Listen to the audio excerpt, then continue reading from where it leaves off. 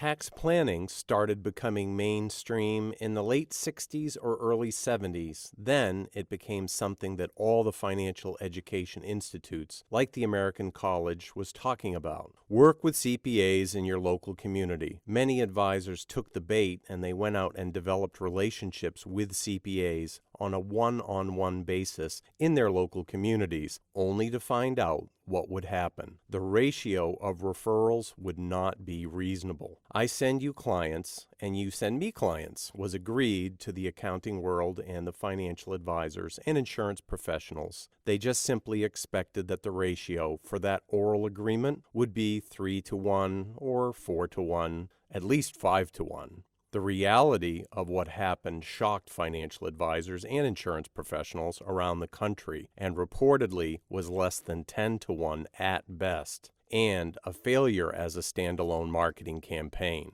The industry scratched its head, but a very smart group of men and women that would not be defeated in the financial services industry said, "We can beat this, we can win this," and they sat down with their yellow pads and pencils and they went to work. The end result was a revelation in the late 80s and early 90s. Financial advisors and insurance professionals themselves started opening tax offices rather than waiting for those referrals from the accounting world. The results were much better than their previous plan for how to get accounting and tax clients to walk in their door. This group of men and women were determined to win the battle and unlock the flood of qualified leads and prospects for themselves that were previously only attainable by accountants, and it was revolutionary in many ways. It was very cutting edge at the time.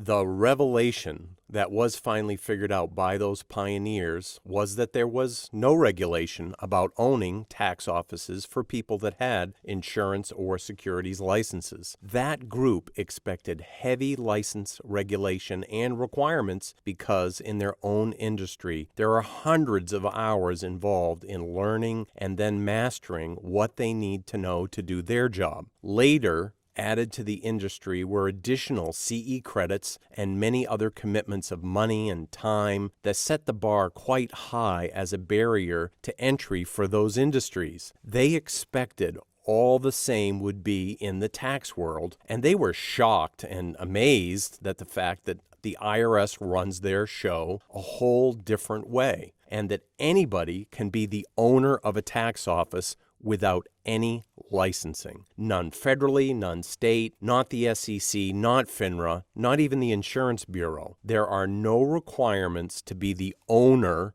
of a tax practice. So those men and women, they got to work and they set up a process where financial advisors, insurance professionals, or other persons who wanted to be able to generate 125 new prospects a year and turn those prospects into financial planning and insurance clients could simply build a tax office and then staff it with professionals. By owning the tax office but not becoming the tax preparer themselves, they could legally, ethically manipulate the system and get all of the credit of being a financial advisor and then all of the credit of being the owner and the master of a tax office. The person who employs the EAs, the CPAs, and the tax professionals, that's the highest possible level of credibility and leverage that that relationship can bring. It turned it into a lead machine. So they figured out what the tax marketing secret is. And now, if you have just a little bit more time to invest,